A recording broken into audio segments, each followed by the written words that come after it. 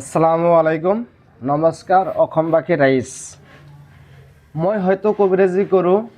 বহুতকেইটা কমেণ্টত বহুতকেইজন মানুহে লিখিছে যে মোৰ জেলত যাব লাগিব।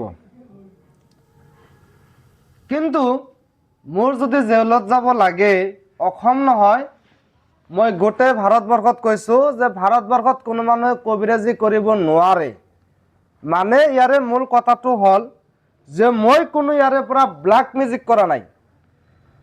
2024 চনত বিধানসভাত এটা বস্তু লিখিত হৈছিল যে যিজন মানুহে ব্লাক মিউজিক কৰে, ব্লাক মিউজিকটো হ'ল মানুহক ভয় ভাবুকি দেখুৱাই পইচা পাতি লুটি পুটি খায়।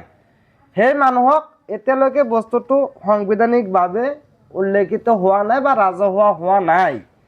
কিন্তু মোক এজন মানুহে অলপ ভাবুকি দিছে, পলিটিক্স নেতা হয়, মই নামটো নকওঁ।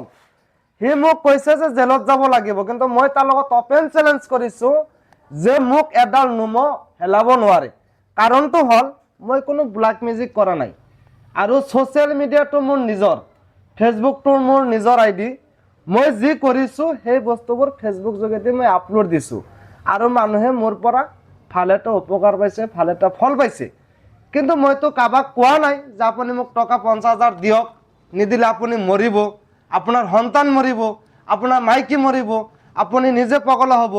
মই এটা কথা কৈছোঁ যে মই এইখিনি কাম জানো, মই এইখিনি কাম কৰোঁ।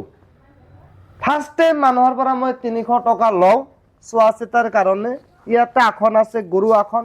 ইয়াৰে পৰা গোটেইখিনি বস্তুটো আমি চালি জাৰি চাওঁ। তাৰপিছত যদি তাৰ লগত মোৰ কথাৰ লগত মিলে, তেতিয়াহ'লে মই তাৰ পৰা যিখিনি খৰচ পাতি হয়, সেই খৰচ পাতিখিনি হয়তো কাৰোবাই 50% দিয়ে, কাৰোবাই 80% দিয়ে, কাৰোবাই আগত দিয়ে বা কাৰোবাই পিছত দিয়ে। সেই টকাখিনি লৈ মই কাৰোবাৰ কাম কৰি দিওঁ আৰু হয়তো কোনোবা কাম হঠাৎকৈ মিছ হৈ যায়। এই কামটো কি কৰোঁ, আমি আকৌ ৰিপিট তাৰ কামখিনি কৰি দিওঁ। তো